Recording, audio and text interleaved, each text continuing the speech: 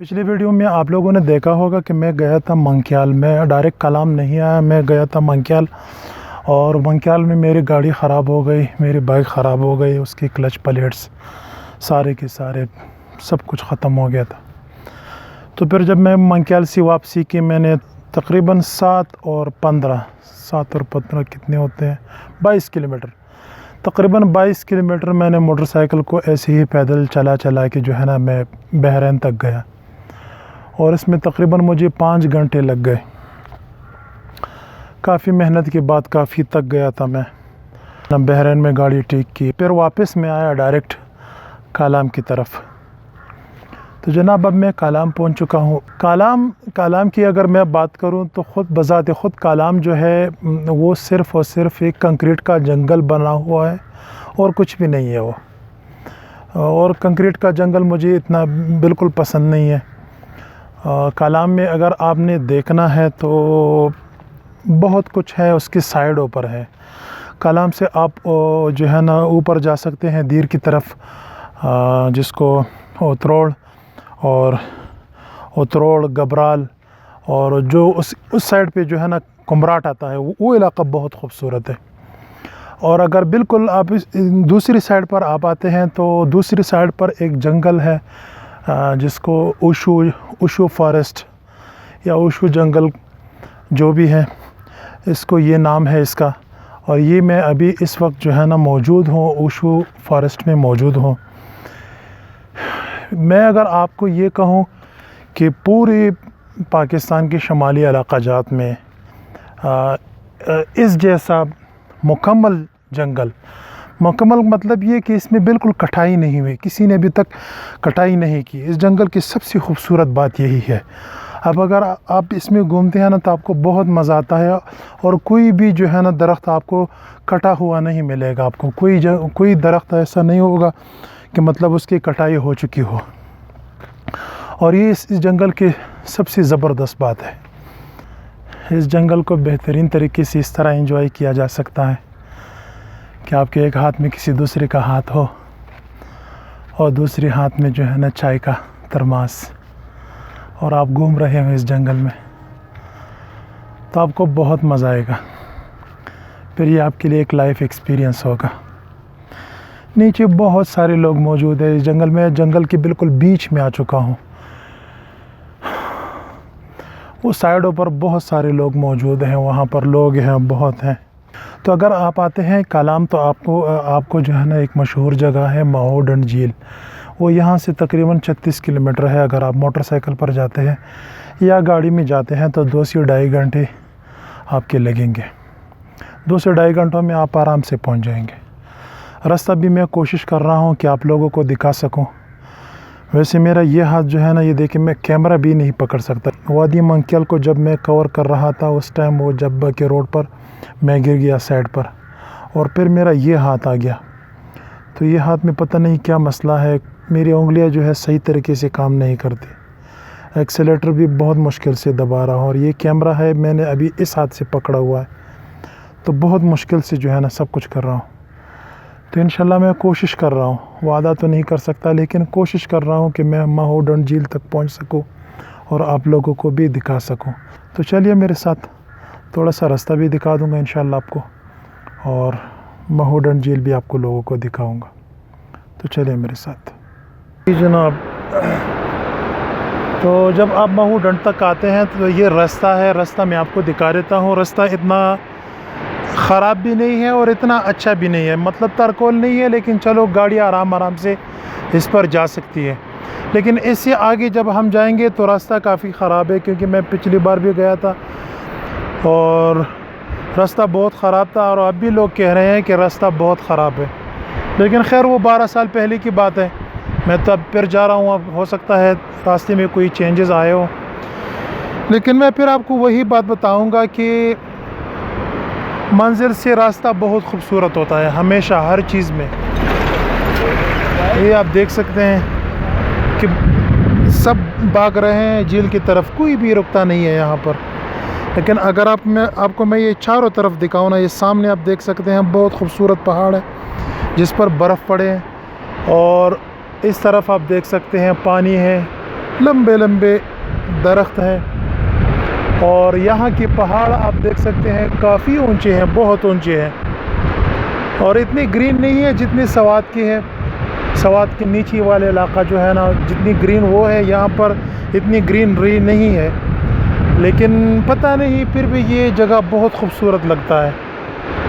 पता नहीं क्या, मुझे ख़ुद समझ नहीं आ रहा, शायद इस पानी की वजह से। लेकिन फिर भी ये जो पहाड़, इसकी इतनी ग्रीन भी नहीं है, फिर भी ये जगह बहुत खूबसूरत और बहुत प्यारा लगता है। ये आप देख सकते हैं सामने वो पहाड़ पर, देख लीजिए बर्फ़ पड़ा हुआ है बिल्कुल सारा का सारा। यहाँ तक पहुँचने के लिए आपको वहाँ से एक रास्ता मुड़ता है, सामने से इस तरह एक रास्ता मुड़ता है। इसके पीछे इंडस कोहिस्तान है और एक रास्ता मुड़ता है इसके लिए, और सारा का सारा पैदल ट्रैकिंग है। अगर आप सुबह सवेरे नमाज टाइम, अगर आप सुबह सवेरे 6 बजे निकलते हैं तो 6 बजे तो आप तकरीबन 3 से 4 बजे दोपहर को असर के टाइम में इंशाल्लाह पहुंच जाएंगे। और इसका रास्ता बहुत खूबसूरत है। इंशाल्लाह मैंने कहा था ना आप लोगों को कि मैं आप लोगों को रास्ता दिखाऊंगा। तो चलिए जी, आगे चलते हैं। बहुत साल पहले जब मैं इस चढ़ाई पर आया था ना, ये चढ़ाई आप देख सकते हैं, गाड़ियाँ नीचे आ रही हैं, तो 2 बार मैं गिर गया था इस चढ़ाई के ऊपर। अभी ये चढ़ाई थोड़ी सी बनी हुई है। ये सारे एकदम बड़े बड़े पत्थर हुआ करते थे यहाँ पर, लेकिन अभी थोड़ा सा रास्ता बनाया है इन लोगों ने, थोड़ी सी मेहनत की है इसके साथ। उस टाइम यहाँ पर कोई नहीं आता था, आते थे भी बहुत कम लोग आते थे यहाँ पर। और आजकल तो देखो बहुत सारे लोग यहाँ पर आते हैं। अभी वो चढ़ाई देख सकते हैं, काफ़ी ख़तरनाक चढ़ाई है, और उस टाइम बड़े बड़े पत्थर हुआ करते थे। अभी आप देख सकते हैं छोटी छोटी गाड़ियाँ भी नीचे आ सकती हैं। 2006 में हम कंप्यूटर जब यूज़ करते थे तो उस टाइम एक विंडो हुआ करता था XP के नाम से। XP 2002, 2003, 2004, 6, 7, 8 तक ये एक विंडो हुआ करता था। बहुत खूबसूरत विंडो थी। तो इस पर एक मशहूर वॉलपेपर था। तो आप जब ये जगह देखेंगे ना, ये जगह, तो आपको वो वॉलपेपर याद आ जाएगा। ये आप देख सकते हैं। अगर मैं इसको रोक दूँ ना, एक गौर से देखिए इसको, वो वॉलपेपर आप लोगों को याद आता है कि नहीं? गौर से देखिए इस जगह को। अब मुझे नहीं मालूम कि वो तस्वीर इस जगह की है या कहीं और है, लेकिन आपको वही जगह जो है ना, लेकिन आपको वही वॉलपेपर याद आएगा जब आप इस जगह को देखते हैं तो। और ये अभी महोडन झील स्टार्ट होने वाला है। ये अभी तक मैं पहुंचा नहीं हूँ वैसे, लेकिन अभी पहुंचने वाला हूँ इंशाल्लाह। और जब आप पहली बिल्कुल आते हैं ना, पहले स्टार्ट में फिर आपको ये व्यू मिलती है जो बहुत ही खूबसूरत है।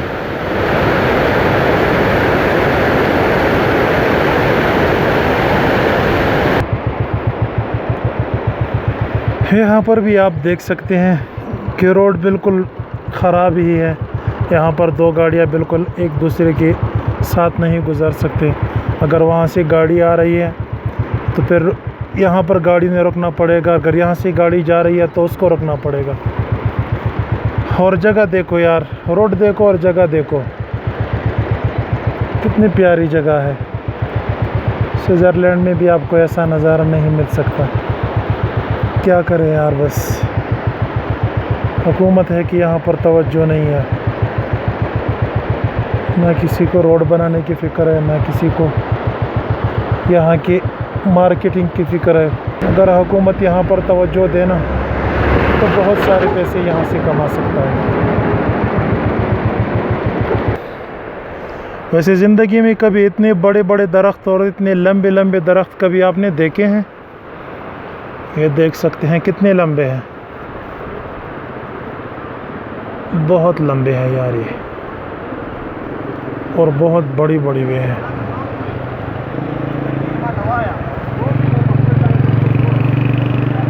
ये देख सकते हैं बहुत लंबे हैं, पता नहीं कितने फुट के होंगे यार।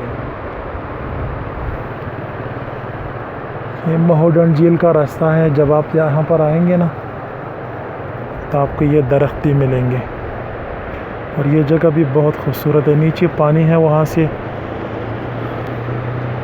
वहाँ से बहुत ठंडी हवा आती है ऊपर। यहाँ की धूप बहुत तेज़ है, सूरज बहुत तेज़ है, काफ़ी जो है ना तेज़ है, लेकिन नीचे से जो हवा आ रही है ना बहुत ठंडी आती है, बहुत मज़ा आता है इसका भी।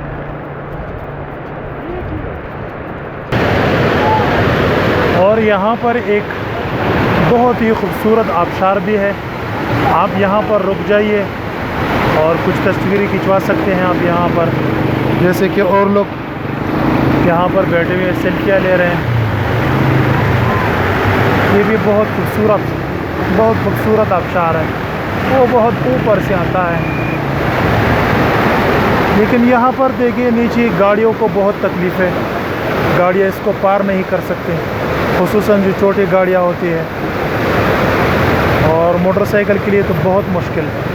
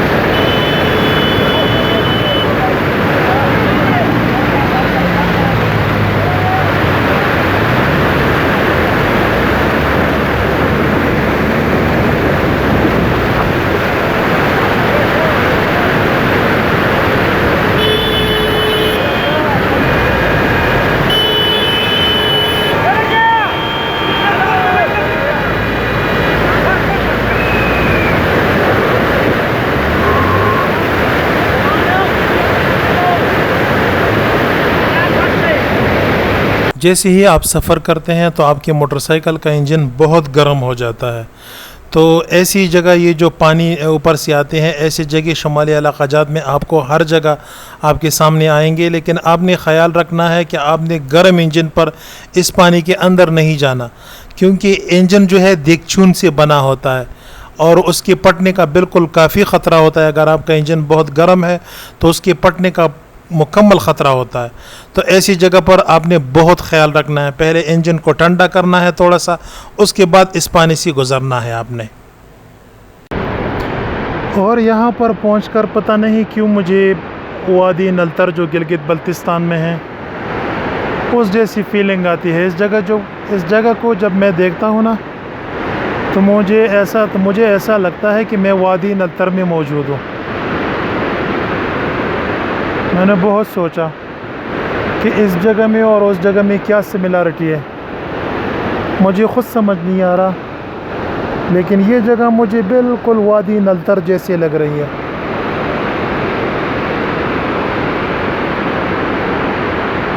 बिल्कुल वादी नलतर जैसे, बिल्कुल डिफरेंट है ये जगह, बिल्कुल डिफरेंट है। सवात में ऐसा जगह नहीं है, ये ऐसा लगता है जैसे आप गिलगित बल्तिस्तान में हो, और बहुत खूबसूरत मंज़र है ये भी। तो अब मेरे पास ज़्यादा टाइम नहीं है, सूरज गुरूब होने वाला है, मैंने वापसी भी करनी है। तो मैं इंशाल्लाह कोशिश करूँगा कि जल्द से जल्द पहुँच जाऊँ, झील आप लोगों को दिखाऊँ, और फिर वापसी भी करनी है, वापसी भी कर लूँ। तो चलिए जी आगे चलते हैं।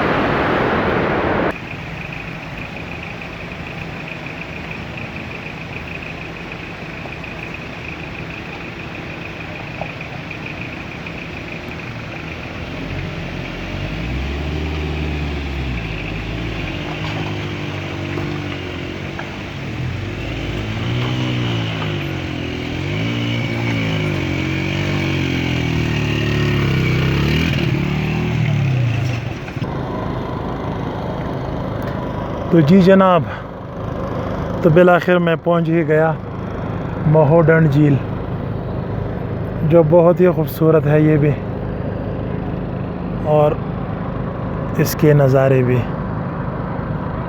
ये आप देख सकते हैं, ये पानी है ऊपर से आ रही है ग्लेशियर से, और इसके दरमियान में ये टापू बना हुआ है छोटा सा।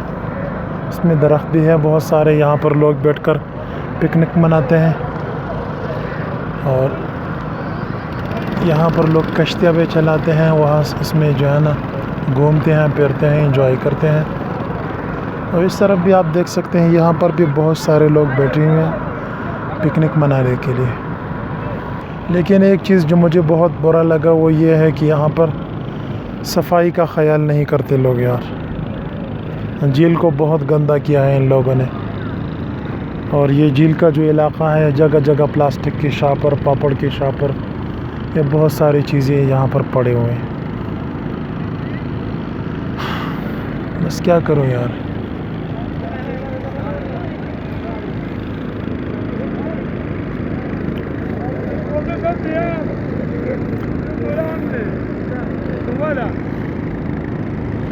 ये आप देख सकते हैं, कश्तियाँ चल रही हैं, लोग एंजॉय कर रहे हैं। तो महोडन झील के बारे में अगर आप लोगों को मैं कुछ थोड़ा सा बताऊं, इसकी हिस्ट्री बताऊं मैं आप लोगों को, तो कुछ ऐसी है। आप लोग ये सामने ये रास्ता भी देख सकते हैं, ये रास्ता और भी जाता है आगे। वो जो सामने आपको पहाड़ नज़र आता है, सफ़ेद बर्फ़ जिसके ऊपर पड़ा हुआ है, यहाँ पर भी 2 झीलें हैं छोटे छोटे से।